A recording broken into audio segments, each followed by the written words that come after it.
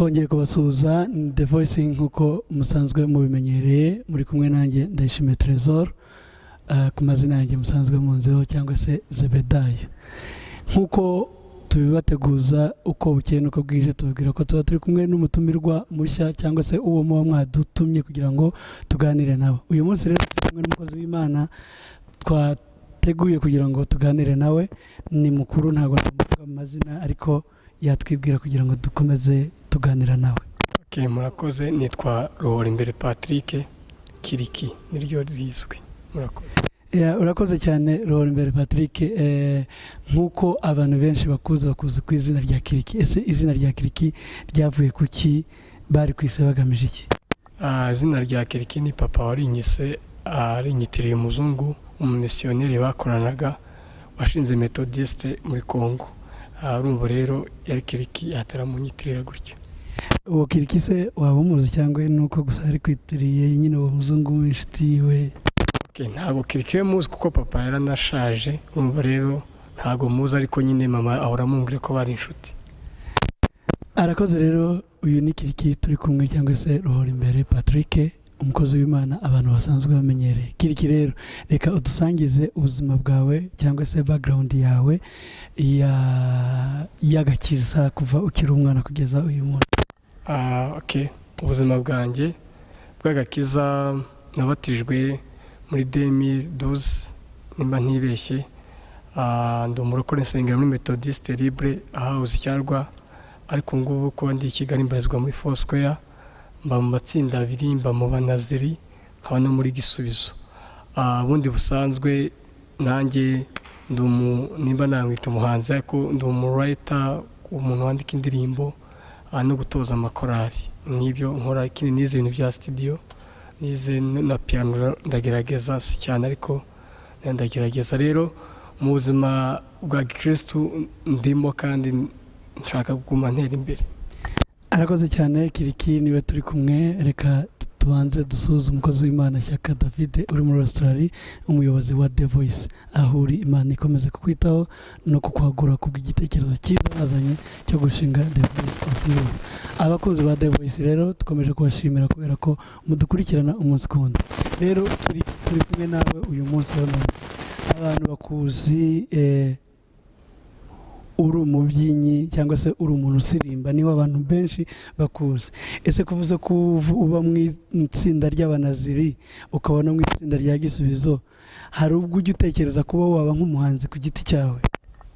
Kugeza ubu ngubu ntago wenda natekereza, ariko nimba ushobora kwandika indirimbo kuzisohora ndumva ari ibintu byoroshye. Rero mu minsi iza, kuko ngiye nkunda igisirimba cyane, ndi gutekereza ko nzakora album y'igisirimba, vore nkakora audio na video, kuko ngiye narabyize indirimbo nzazikorera njyenyine. Ikindi nzaziyandikira, wenda nashobora kwifashisha namwe mukaza mukaririmba, ariko cyane icy'ingenzi ni ugukora icyo Imana ishaka muri njye. Ubutumwa burimo nkabushyira hanze, numva ariyo papasi.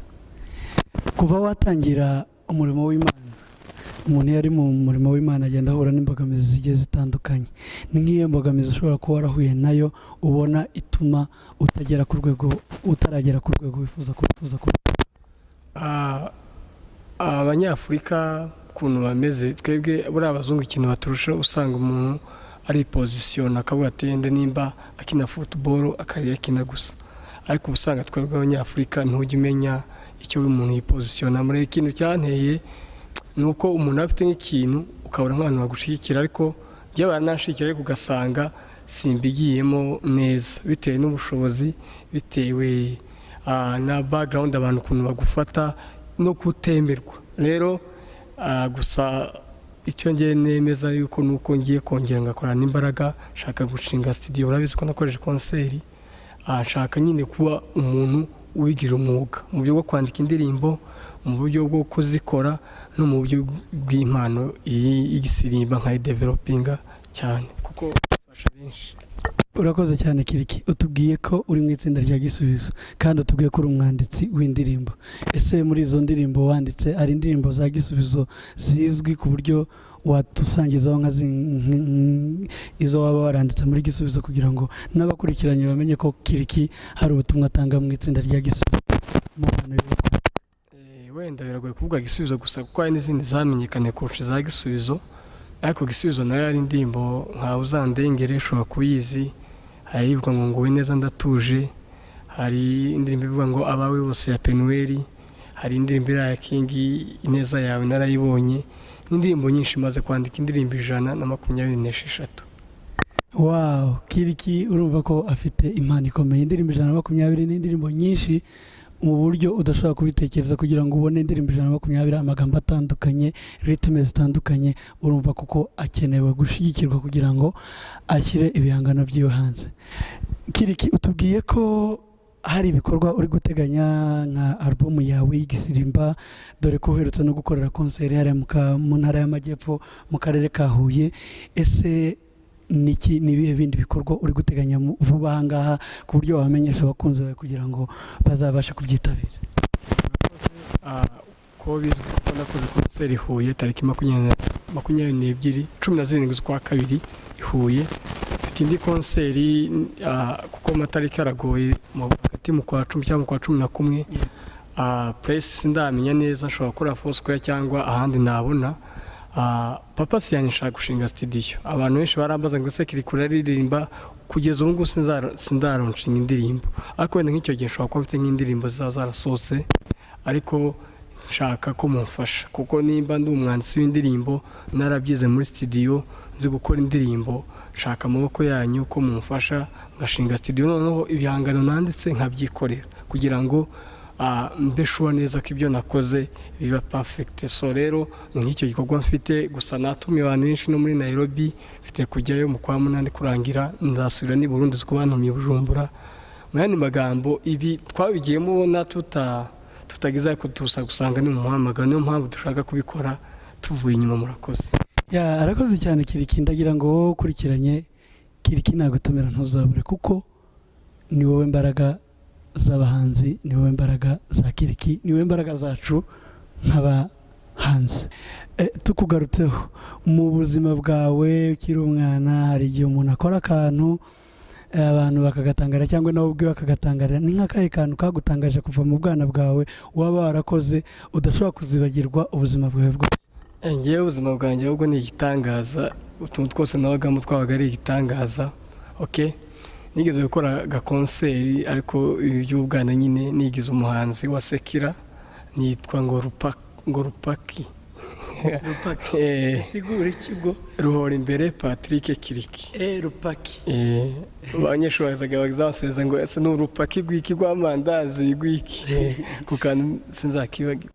Ni utuntu twinshi. Hari n'ikindi gihe kwakunda abana mu kubagana mukajya mu mafilm, noneho baraza baka ibyangombwa basanga nta byangombwa afite, baratuzamukana ku musozi wa Huye abasirikare turarayo. Urumva rero nabyo sinabyibagirwa. Kiriki afite amateka menshi, afite amakuru menshi dushobora kuba twaganira tukarondogora, ariko turiho turagana ku musozo.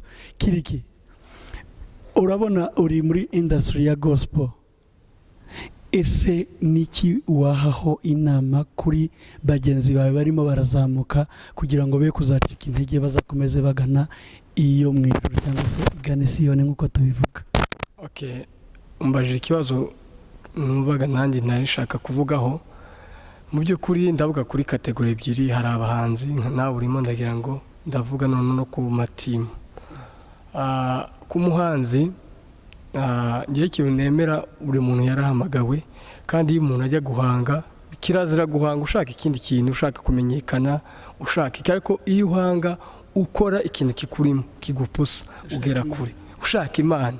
Nimba ngiye nka revo ngezeho, mba ndi kuri moto nkakura tuje kuri moto, ndaza kuri moto nkaba refurika biraje, naba ndyamye refurika biraje. Mu yandi magambo ntago mpatiriza, ni ikintu kindimo. Rero ikintu nasaba abahanzi cyangwa umuntu wese ushaka gutera imbere, akora ibintu bimurimo, icyo gihe bizagira umusaruro, kuko n'abantu barakureba bakarabasha kureba ati ibi bintu bikurimo.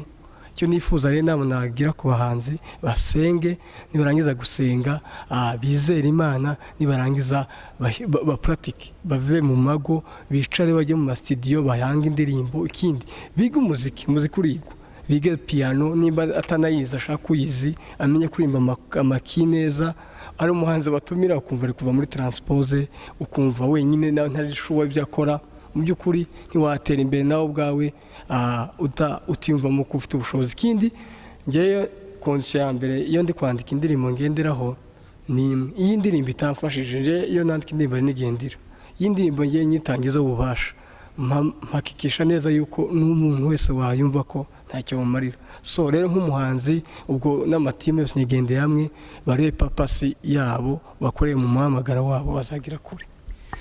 Ya Kiriki arakoze aravuze ngo kora ikikurimo nibwo kizagira umusaruro. Turagushimiye Kiriki. Nanjye ndashimiye murakoze. Umukozi w'Imana Shyaka David twongeye kugusuza twifuriza ibihe byiza dushimira na Norbert kuri kamera Imana yo mu ijuru guhereza umugisha akeza nigahera mwitama nawe ciao ciao.